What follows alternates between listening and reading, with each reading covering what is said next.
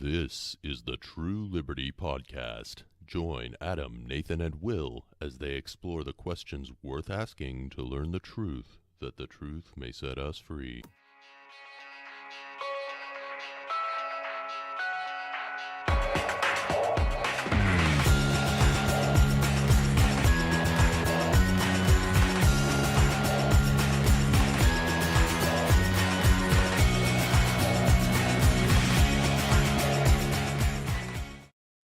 And welcome to True Liberty Podcast, episode 7. I am Nathan.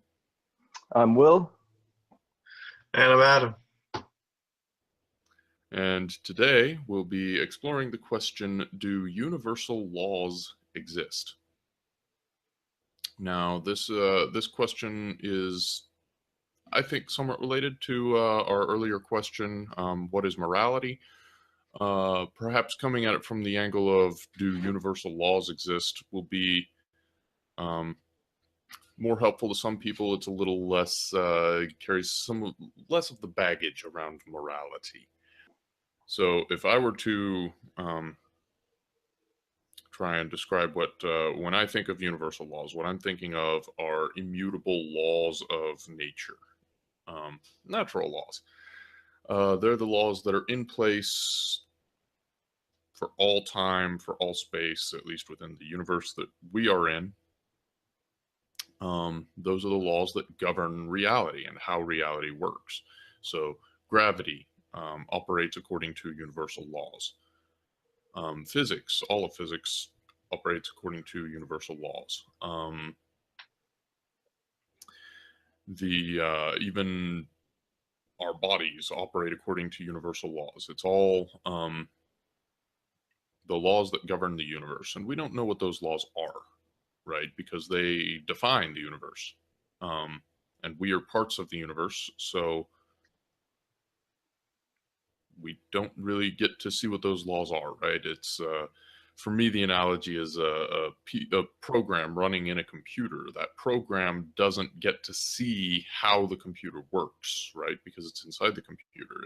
Its only existence is within the computer. So it has no way of comprehending or any way of analyzing how the actual machinery of that computer works, because there's no way for the software to step outside of that machinery to look at it and to see how it works.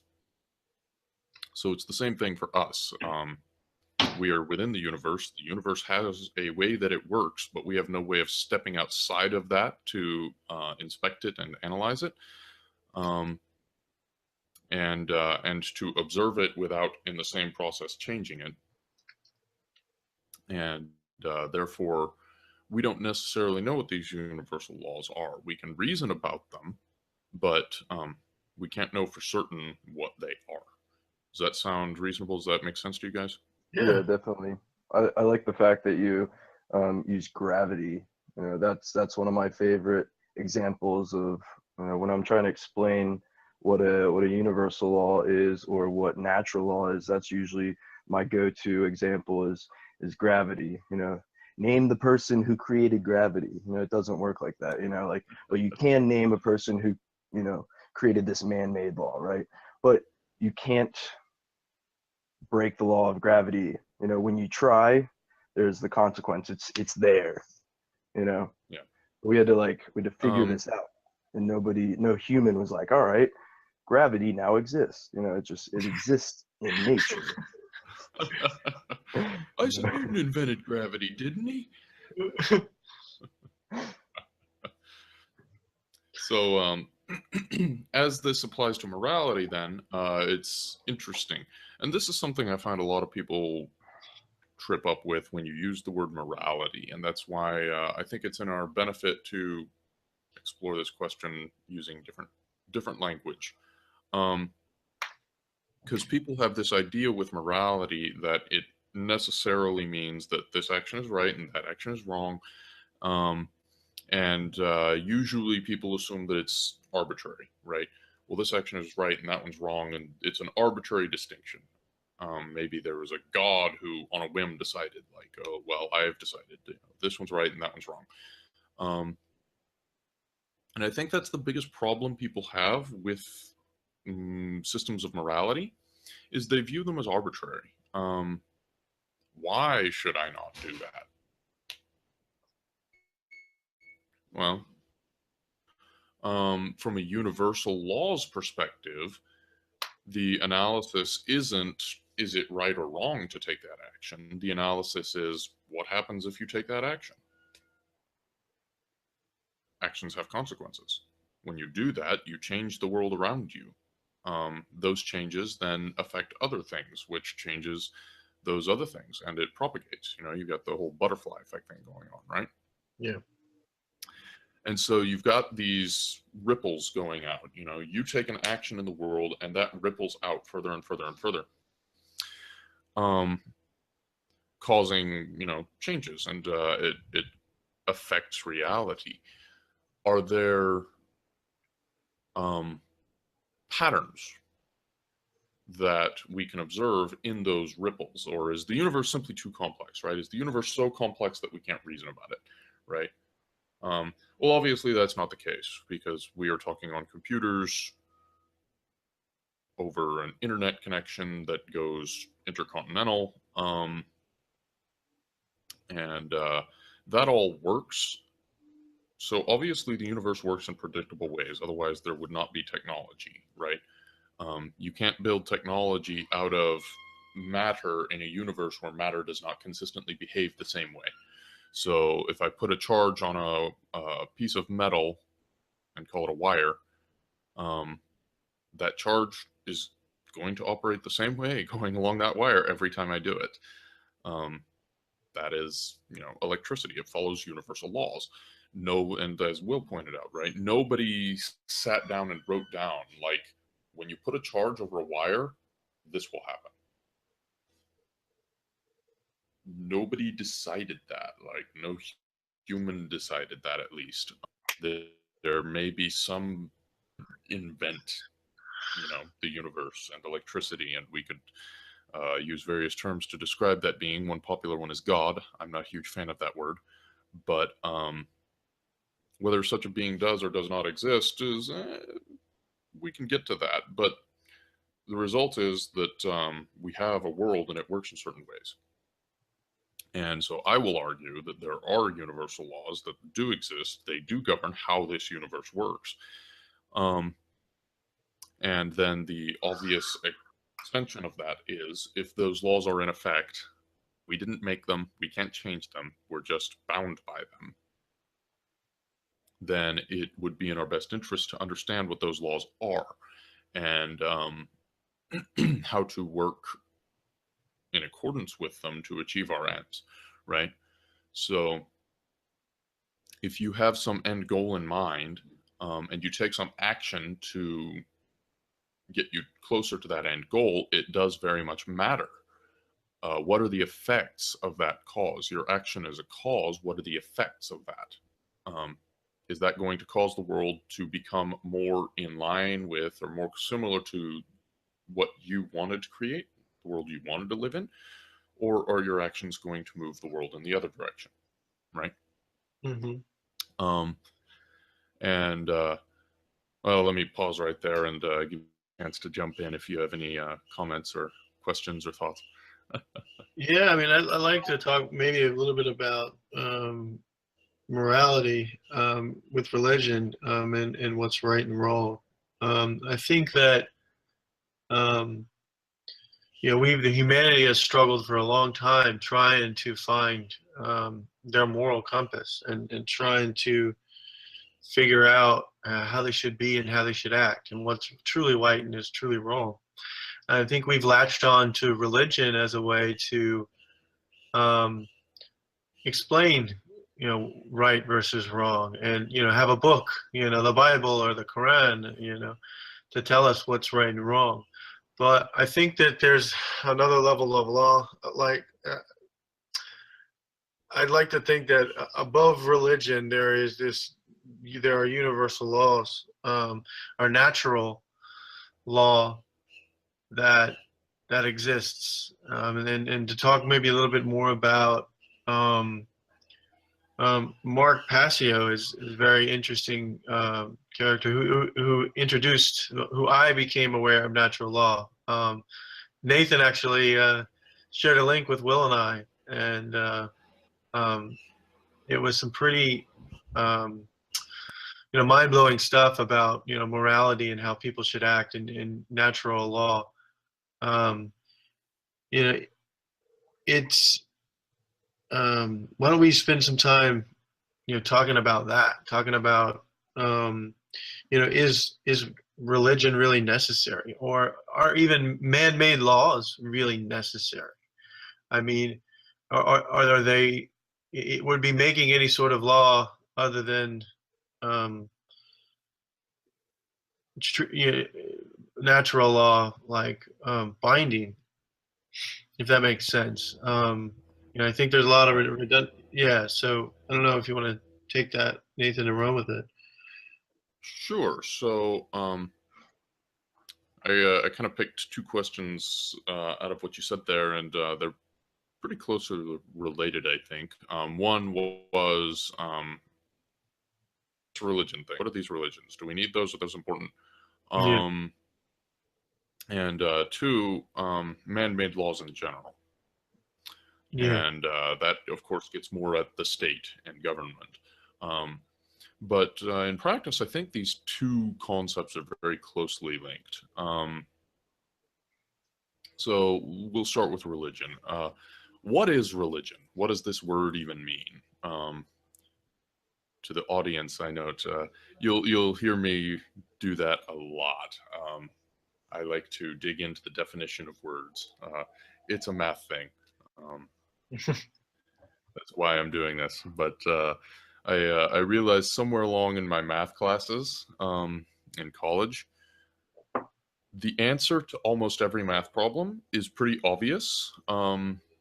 As soon as you just start asking, okay, what are the definitions? You get a math problem on the test, and it's like, okay, so we've got all these various terms that are being questioned. I don't necessarily know offhand what the answer is. I don't even necessarily know offhand what they're asking me. So I just start picking things out of the question and saying, okay, what's the definition of this? What's the definition of this? What's the definition of this? And in math, those are very easy questions. Math is like, in math, the definitions are never hard to find.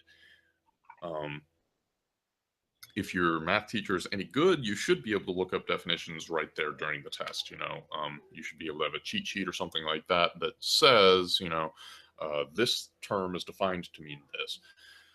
Because math is not about memorizing definitions. Math is about understanding how to manipulate systems that are defined. And this whole process that we're going through in this podcast of understanding reality, like I said before, the universe follows laws, right? Or I am assuming that the universe follows laws. If the universe doesn't follow laws, then there's no point in talking about it, because by the time you understand it, it might have changed. Universe follows laws. We can't step outside the universe to understand what those laws are, but we can reason about them, right? If the universe follows laws, then there is a way those laws work, and there's an infinite number of ways they don't work. And you can test things from within and see if they follow your predictions. This is what science is. It's making predictions about what the universal laws will do, then running experiments to see, did reality actually follow the laws that if they do, then you can say, okay, maybe those are valid laws. And if they don't, then you say, okay, those laws are definitely invalid. You can never, again, this is an important thing to know about science. You can never know for sure that the model that you're trying to test, right, your scientific hypothesis, you can never know that it's correct. You can't. There's not a mechanism by which you can know that. But you can know that something is incorrect simply because, well, it gives incorrect predictions. Okay. So to come back to Adam's questions, religion stuff. Well, religion, if we take the etymology of the word, it comes from the Latin. There's two arguments as to the etymology of religion. The more mainstream and what they'll teach you in public school and all of that fun stuff. That religion comes from the Latin root lego legere, which means to read. I think that's correct. Lego, I'm not sure. But the commonly accepted etymology of religion is that it means, it comes from re legere. So religion comes, the mainstream etymology of religion says that it's a root which means to read. And the pre-religion part means to read. The re just means again.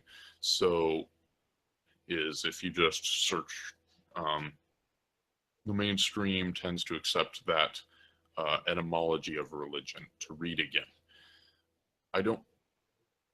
Mark Passio argues against this etymology. I don't consider myself to be authoritative on this, but to read again doesn't make a whole lot of sense to me. It's speciously plausible because religious people do find themselves reading certain texts again and again. Okay. But that doesn't tap into what religion is, and so it doesn't make sense to me that that was the word that would be the etymology that you will find in more esoteric and ancient traditions, and the one that Mark Passio holds and subscribes to. This etymology of religion is that it comes from, and this is where lego legere is, comes from the Latin root lego legere, which means to tie or to bind. The re prefix on that would mean to tie again or to tie back. And particularly, there are two connotations of the word religion as understood in this sense. One is you're tying and binding yourself to the truth or to universal law or to just the way the universe works, right? You are saying whatever the universe however the universe works, I bind myself by that. Anything that takes me away from the real truth, I reject. So that is, shall we say, the true purpose of religion, or the true understanding of religion. But the word just means to tie or to bind, right? So what you're tying and binding to is not defined. So if you're taking the truth as the source of your religion, you say, I don't know what the truth is. I want to find out. And I bind myself to that. Whatever the truth is, wherever the truth leads me, there I will go. The other option is to tie or bind yourself to something else than the truth. And this is where I think a lot of people take religion. So they tie and bind themselves to some document, or the words of some person. Or the biggest religion in the world, tie and bind yourself to the state. The people who you accept, you hold those people as being your masters, right? And we don't think of it in those terms, but call a spade a spade. If you agree that somebody on a whim, that a group of politicians in a courthouse, or not a courthouse, but, you know, in a government building, can sit down, write on a piece of paper what this is their rules for you, and then by some process that you did not have a say in, you personally did not have veto power on this process, they go by some process, some religious ritual, to make this document into what they call a law. But that's not a universal law, right? Because they wrote it on paper and then did a ritual, and the ritual turned it into a law. Before the ritual was done, it wasn't considered a law. And after the ritual was done, it was a law. Well, that's obviously not a universal law, because there was a time that it was in effect and there was a time that it wasn't in effect. Well, then that's not a universal law, because universal laws are never not in effect. So any man-made law is not a universal law. And if you're tying and binding yourself to that religiously, then that is not necessarily the truth. That is not necessarily in accordance with universal law. In fact, it may be the exact opposite of universal law. The politicians may write a law that says when your house is burning down, you must spray it with gasoline until it goes out. They could make such a law. And people may follow that law. Is following that law going to get you what you wanted? House to not be burned down? Then probably not. One of these cases where man-made laws and universal laws can go in opposite directions. And the man-made law, you'll note, the man-made law clearly said, if you spray it with gasoline long enough, the fire will go out. The man-made law clearly stated that. But it doesn't. In the real world, the real world follows different laws. So Right. This is where we've got to be careful. And again, if you're going to have religion, then let your religion be to truth. And I think that's what many of the major religions actually promoted originally. And if you could go back and talk to the people who wrote the books that we now consider our great religious texts, right? I'm thinking in particular of the Bible. That's the one I know most about. But if you could go talk to the people who wrote the Bible, for instance, and ask them, would you consider it more important for people 2,000 years from now to bind themselves to the truth or to bind themselves to the document you're writing right now? I think to the last one, all of them would say, well, they should bind themselves to the truth. If they read something in my writing that leads them down a path that is not in accordance with the truth, that's wrong. Go with the truth. I think that's what those people would say. I think that's what Jesus would have said. But I can't prove that. So from a religion perspective, there's two main understandings of religion. One is I'm binding myself to something. The other is I'm binding myself to the truth. And if you're binding yourself to the truth, that is the true higher religion. That is religion done right. If you're binding yourself to anything other than the truth, then you are guaranteedly binding yourself to something that leads you astray. It may be right 99.9% of the time.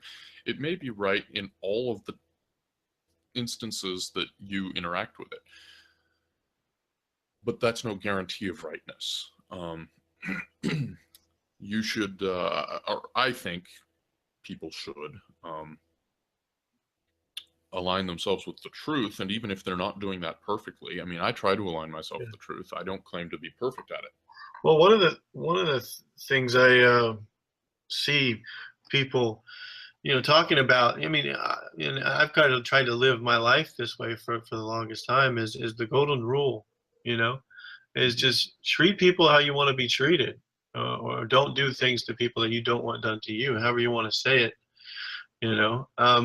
because I believe karma is real. We haven't talked about karma at all. But I think whatever you put out in the universe comes back to you. If you put out negativity, you do bad things, you're going to feel the pain of that one day. And vice versa. If you put out good things and, you treat people like you want to be treated, then good things will come. I've had experiences with this in my own life. But I'd love to spend like a few more minutes maybe talking about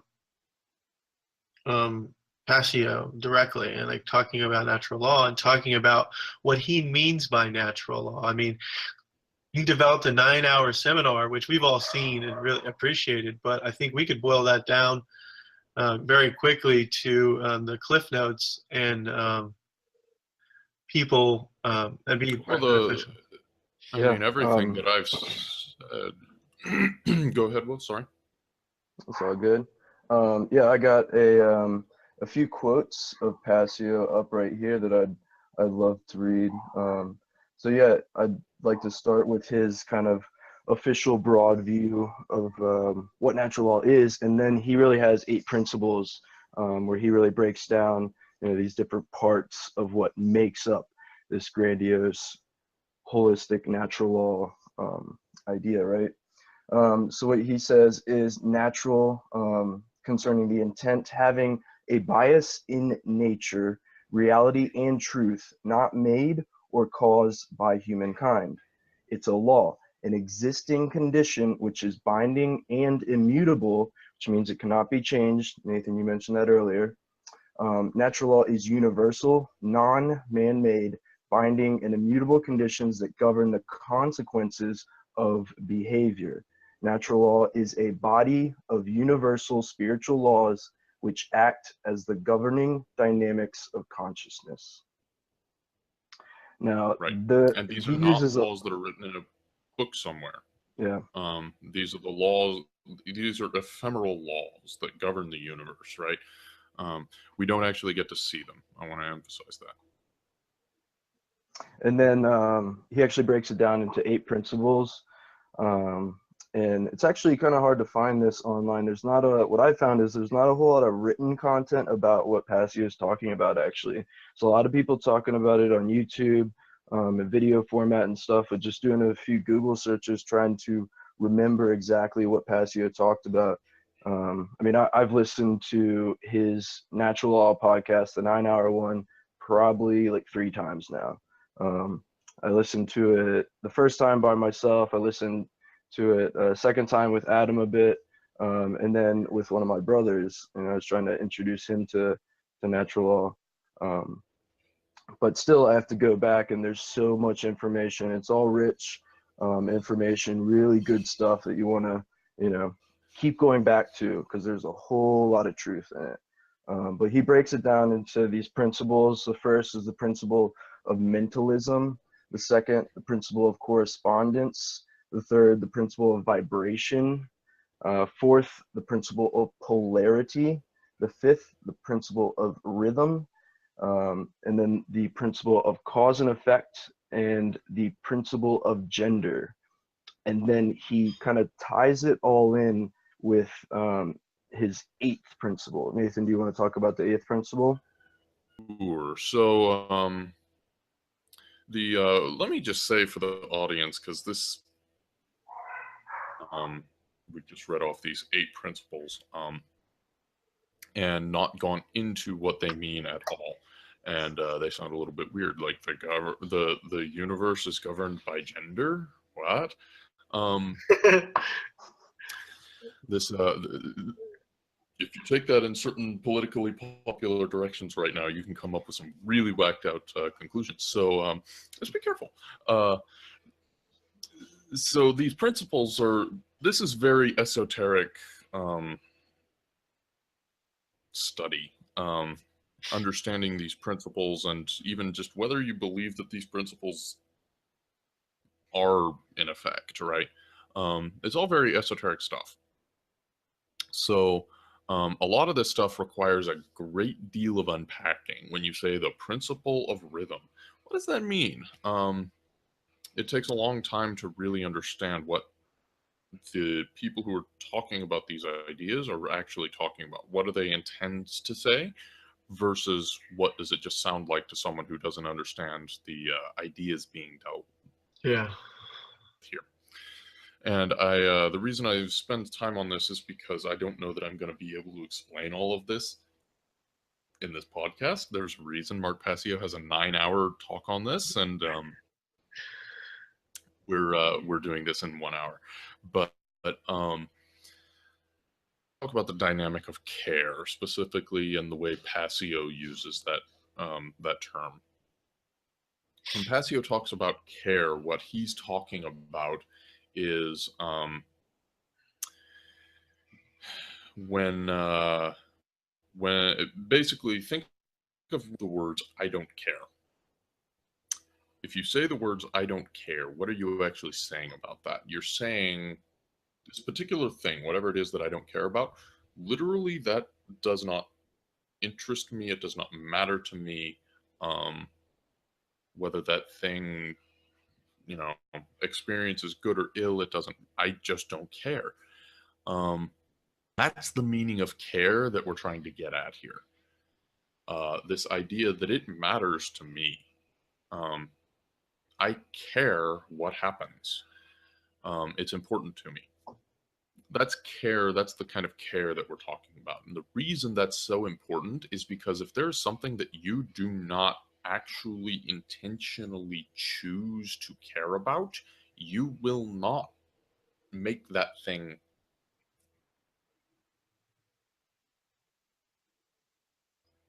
successfully change it in ways that you want it. That should seem fairly obvious. But the jump there is just to make this a universal law and to say that everything in the universe follows this principle. So when you want to do something, right? Not so very long ago, I with my friends here in Mexico, we built a cob oven under their house. Under their houses, you know, the house is kind of underneath is just kind of this empty, open, like you could put a walk-in basement in there if you wanted. There's a lot of rocks down there that you have to move out and stuff like that. But it's just under their house. So we stuck a cob oven in this open space. What's a cob oven? It's old, ancient construction techniques. Literally, we're making bricks out of mud. We didn't make bricks out of mud, but we made the oven out of mud, and just like I was out there on a tarp, and like we would tarp, we'd throw some clay on the tarp, we'd throw some water on the mix, and I would stand there and stomp on it for hours. Where you go with Mixing this clay and sand and water together until it's that you can just shape and mold the way you want. And when it dries, it's very hard. And this stuff is called cob. And you can build ovens out of this. It's very common in permaculture. So we built a permaculture cob oven.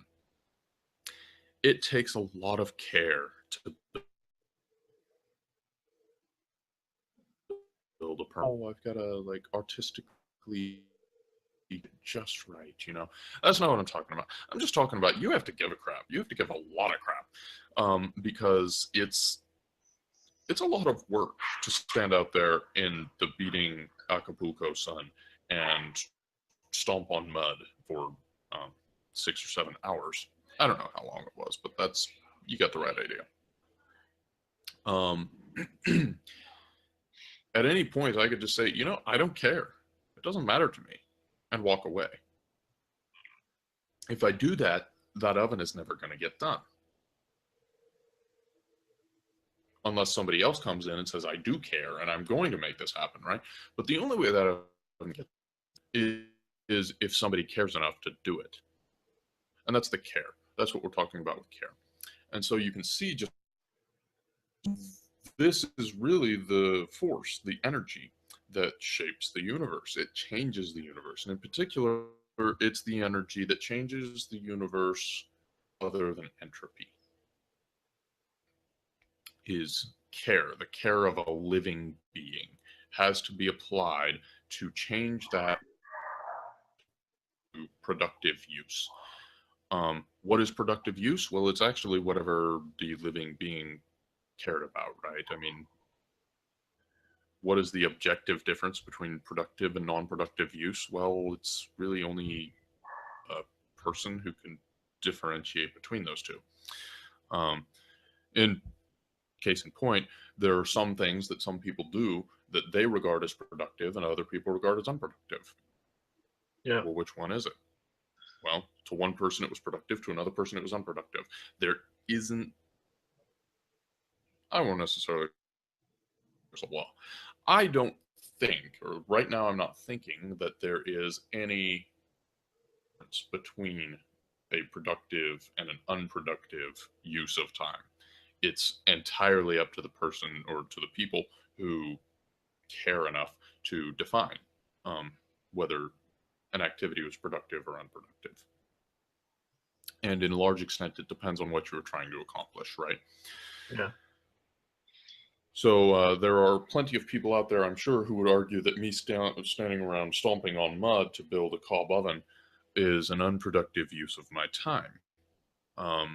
I can develop software that helps people, potentially millions of people around the world, right? And make an oven that will be useful to, if we're fortunate, hundreds of people over the course of that oven's existence, right? I mean, how many people will that oven actually help? So some people might argue that my time is better spent on the software than on making ovens out of mud. Well, I obviously disagree, because I took time to make an oven out of mud when I could be writing software. So productivity, unproductivity, these are ideas that only a person can really define. Yeah.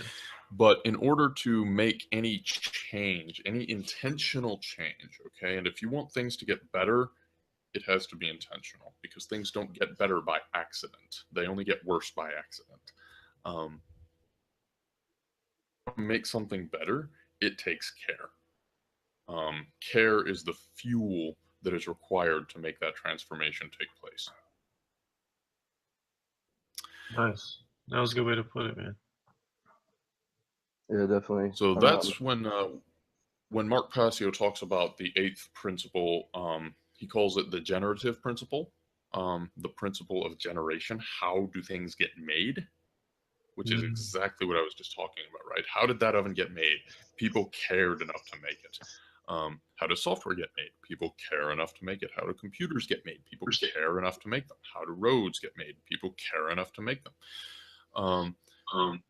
Everything that gets made because somebody cared enough to make it. And so that's why care is the generative principle.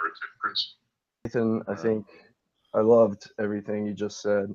And I think that Passio is so right in that he defines care as the container, right, which all of the other principles of natural law exist, right?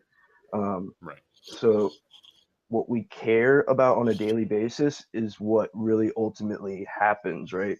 Care is the driving force for both our thoughts and our actions. Right. And so it really incorporates all the other laws. And you know, we should definitely have another podcast where we take a deep dive into the other laws, because we've got laws like the vibration principle. And if you actually look at science, you will see, all the molecules are literally vibrating, the whole time. So there's so much truth in these principles, and I love the way they can be applied, right? The way you can think about them, because myself, I was raised in a very religious household.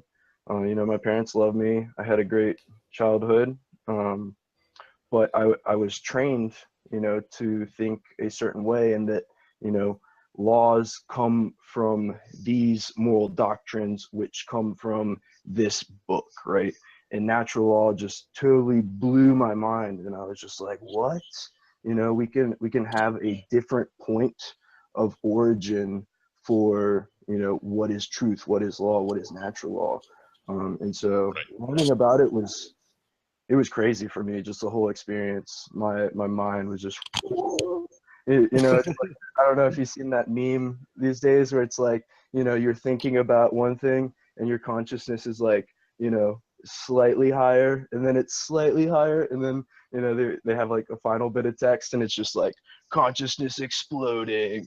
That was natural for me. I was just, my mind was just like, what? This is crazy. Just absorbing so much truth in, and so much really good information. Yeah. And so the the thing that we then have to be careful to do is to make sure that our religion is to truth and not to any substitute. So even Mark Passio, right? Just because Mark Passio says it doesn't mean it's true. Yep. So I'm not necessarily complaining about Mark Passio or picking at something that he said and saying this isn't true, but the case is always make sure that your understanding is paralleling truth, not that your understanding is paralleling what this guy says. Because if you misunderstood even what the guy said, right? This has been always my problem with these sacred texts. Let's take the Bible again, for example. I grew up as a kid. I was growing up, and I was taught that the Bible is basically your foundation of truth. Everything that a human says is suspect. Anything that the government says is suspect. Whatever man-made laws are, those are suspect. If you want to know what the truth is, you go to the Bible. That's what I was taught as a kid. Now, as far as documents that you understand the world and understand the principles that should govern how you interact with the world, the Bible is not a half-bad document. A lot of people will disagree with that. That's okay. You don't understand it the way I understand it, and also probably, I think, the way it was intended to be understood by its authors. But if you actually understand what they intended you to understand, and for me, it's been a very long process of trying to come to an understanding of what the people who wrote it intended it to mean. Whenever I do that, I find that what it says is actually not half bad. That makes a lot of sense. That follows with what I was going to be doing anyways. If you just read it from like a church perspective, the church gives you a lot of context and gives you a lot of like before you read the text, let me just talk to you about what conclusion you need to draw from it. The church does that a lot, and they then write their own conclusions in, and therefore a lot of what gets talked about as being from the Bible is actually from the church. Also, that is something completely unrelated, or in many cases the polar opposite. Wow, never thought about it like that. It's all about their interpretation. Yeah. It does have it's now, related, but yeah. Anyways, a lot of times what I'll hear all the time, right? When I say this, people will say, "Oh, well, these religious documents, they're just not worth looking at because 50 people read them and you get 75 different interpretations of what it means, and they're all incompatible with each other." Okay, sure, I can agree with that to some extent, but that's the same of literally everything ever written down. So, unless you're arguing that there's no point in reading anything ever because it misinterpreted, like, what's your point? Hey, I'm going to go read this document because it's useful. There's valuable ideas in there. And there's all the time you'll find things in there that it's like, huh, not that before. That's interesting. That's worth actually spending some time, devoting some care to understanding. This idea is worth understanding. And when you understand that idea, having that understanding helps you in your real life. I'm not too you got to strike this balance between being too like hardlined. If it's not directly applicable to my life, then I'm simply going to ignore it. Like, you don't want to be too hardline to that, because if you don't understand how it's applicable to your life, then you just don't understand that yet. Life, you just don't understand why, and so you might miss something valuable. So you don't want to be too far along that line, but also don't want to be too far along the other line of, I want to understand everything that can be understood and forget about life. You don't want to go too far the other direction either, where you You just seek to understand everything, but you forget to apply it to real life. Because real life does matter. At the end of the day, as far as I can tell, the reason we're living is, well, I don't know what the reason we're living is, but I'm pretty sure that it has something to do with living. So don't forget to do that in the midst of everything else you do. So yeah, to come back to the principle of care real quick, of talking about it, that I think is perhaps more easily approachable to a lot of people in the current world, but as attention instead of care. Care, I think, gets you, it's the correct word, or a correct word. It gets you to the right place. But if it doesn't quite make sense, think of it as attention. What are you putting your attention onto? What are you spending your mental energies thinking about? And trying to understand and trying to make plans about, etc., etc. Where are you devoting your attention? To get better in the universe, the only thing the generative principle is attention. You have to give attention to it, which you can kind of see how these say the same thing, right? You giving attention to it, you pay attention to it, you bother to care about it.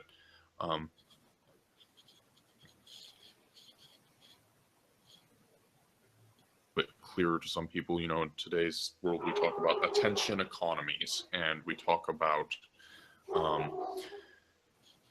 are trying to buy your attention and stuff like that. Why are they trying to buy your attention? Because at some level they understand how important attention is. So kind of more or less wraps up the principle of care, the 8th generative principle of care. The reason it kind of ensconces the other 7 principles, I think, is because the other 7 principles talk about the way the universe works. The 8th principle talks about how you work, and you work in relation to the universe. All those other 7 principles, they talk about, you know, when you actually go out and try to change the universe, here are some of the things you're going to have to deal with. Vibration. If you're going to want to change the physical material universe, it might behoove you to understand that everything is in a constant state of vibration. It is constantly moving. It is dynamic. Nothing is actually sitting still, right? You take a wall and you say, this wall, it's sitting still, right? Sitting still. It's vibrating. Everything in the universe vibrates. You are vibrating. Your brain is vibrating. The wall is vibrating. The air is vibrating. Everything is in a constant state of motion. Why is this important? Because it's in a constant state of change. Anything that is vibrating is not staying still. It's not staying the same thing. It's constantly changing. This wall behind me is constantly changing. Everything in the universe is constantly changing. Now, the wall is changing very slowly, very much, but it is changing. And understand that, because that principle of the entire universe, everything in the universe is always in flux. That it empowers you in your thinking and in your interaction with the universe, because a lot of people, they get sunk into this paradigm of the world isn't changing. The world is stuck. It's fixed. Change doesn't really happen. Large-scale change doesn't really happen. You know, we can't get rid of the government. The government is an immutable law of nature. The government has always been there. It will always be there. That's what a lot of people's mindset is. Well, that violates the principle of vibration, right? Because the principle of vibration says everything is always changing. It's always in a state of flux. If you want to change the way it is now, it's changing the way it is now. All you need to do is guide that. Yeah, but you do have to do something. You do have to take action, because right now it still requires care, and it requires you to plan out a course of action and then execute that course of action. And then it comes back to, you planned out this course of action, right? You dedicated your care. You planned out this course of action. Did that course of action bring about the result you wanted? And that's where these other natural laws come into play, right? The other principles are interesting, but just you've got to understand it, and whatever you understand it in your head as, you know, that's what's controlling how you think about it and how you apply your care. Apply your care to the situation in a way that is consistent with universal laws in order to get the outcome you wanted, right? That's the difference between your house is burning down, so you spray it with gas, and apply care and spray my burning house with gasoline, and that doesn't have the outcome I wanted. I applied care, but care in and of itself is not sufficient. You have to apply care in concert with the other 7 principles, or with all of natural law, all of universal law, in order for you to get the outcome you wanted. So if your house is burning down and you want it to stop burning down, then you might you're putting water on the house rather than putting gasoline on it. These are both care, and they're both going to have effects in the real world, but only one of those effects is what you actually wanted. And so to wrap all of that back up to morality, which is what we started with, I think to me, and this is just me talking, this isn't Mark Passio, this isn't anyone else, this is just Nathan. From my perspective, I think of morality at this point. Hey, puppies.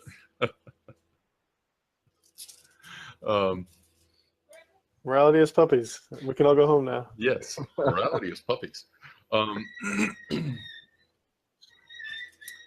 At this point, I usually think of morality not in terms of there's some actions that are colored right and there's some actions that are colored wrong, and you've got to make sure that you do the right ones and not the wrong ones, right? Like there's this bucket of actions out there that you can sample from, and you reach in and grab one, and oops, this one was wrong. I shouldn't have done that.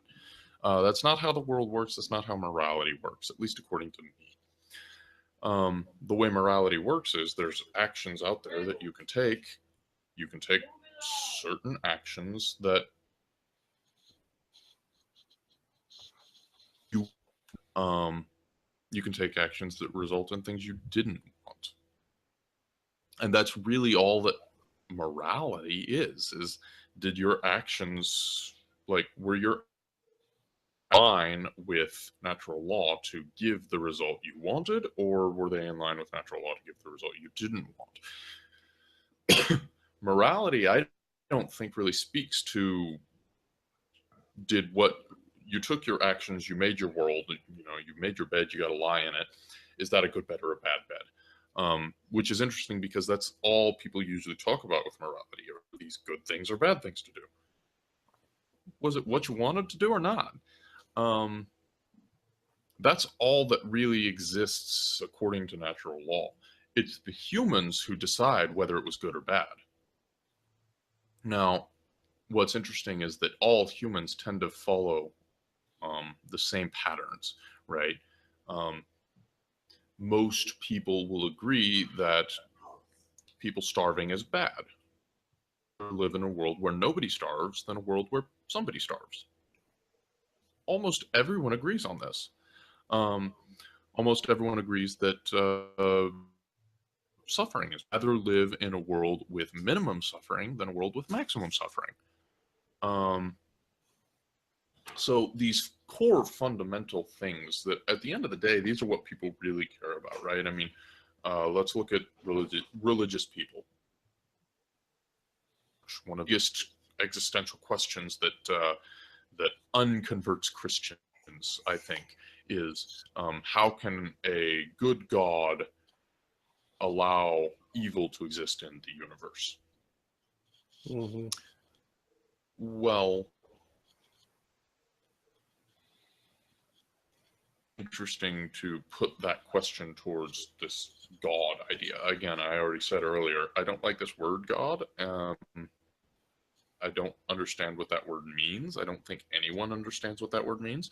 So I generally try to avoid it in my discourse. Because if we're talking about things and we don't know what the things we're talking about means, then why are we talking about them? What's the point? Unless you're going to try to figure out what it means, which very few of the discussions around God seem to be very interested in figuring out exactly what God is. Then what's the point in using that word, right? Because when I use the word God, I may have one idea of what it means, and you listening to me have a different idea of what it means. And so now we're talking on different pages. Like, the conversation just lost its purpose, because the purpose of a conversation is to have two people understand each other. If I use the word God and I have one understanding of what it means, and you hear it and you have a different understanding, then what was the point? Might as well use a different word, a word that gives us both the same understanding of what we're talking about. So one of these great existential questions is, how can a good God allow bad things to happen? Well, let's just change the question. How can good people allow bad things to happen? People are the ones who are actually making changes in the universe that we can physically see. There may be metaphysical entities that we could call gods that do make changes that do affect the universe. Perhaps, I don't know. But if so, then where are their changes, and where are they? Like, how do we interact with those? Right. Then I'm going to apply my care in other ways. So, the good people where bad things happen? Well, there's two ways that can happen. One, you chose to create it, or two, you acted incompetently within the real universe. Because very few people choose to create a world. Okay, given the choice, you can create a world without suffering, a world with suffering. Very few people choose intentionally, I want the world with suffering. Almost nobody chooses that. There's a few psychopaths out there who they have problems, physical problems, empathizing with other people, and therefore they just don't care. I don't give a crap what happens to this guy. I just care about what happens to me. Well, that's a psychopathic mentality. And those people may actually choose, yeah, I'd rather live in a world where that guy's suffering. I think that's a short-sighted view, because in a world that, if you create suffering in the world, it's kind of this karma thing, right? That Adam was talking about. When you put suffering out into the world, suffering comes back to you. Karma. And karma is it a natural law? Is it a universal law? I tend to edge towards the direction that says there is a universal law in operation that looks a hell of a lot like karma. I believe that. So I believe that when you go out into the world sowing pain and suffering and discord, then you get a world with more pain and suffering and discord. That's just how it works. So if you want less of those things, then you should be making sure that you yourself are not introducing them to the world. And that's where, again, use care, use attention, make sure that your actions are in accordance with natural law to give you the result that you wanted. The result that you wanted was no suffering. Did you get a result with suffering? In that case, if you want to create a world without suffering, then you need to understand natural law well enough to understand how to act within the world to create the world without suffering. And that's really what we're all about here at True Liberty, is asking these questions to understand the universal laws in effect, to make sure that, when you jump off the cliff, gravity is to do something. You might want to factor that in before you decide to take that action. Make sure that your action that were the effects that you wanted, and that's the thing. It's the shared goal that to me, it's one of the very few goals worth having, or to say that in a slightly different way, to make this a goal, then what are you doing? Understand the universal laws, understand cause and effect.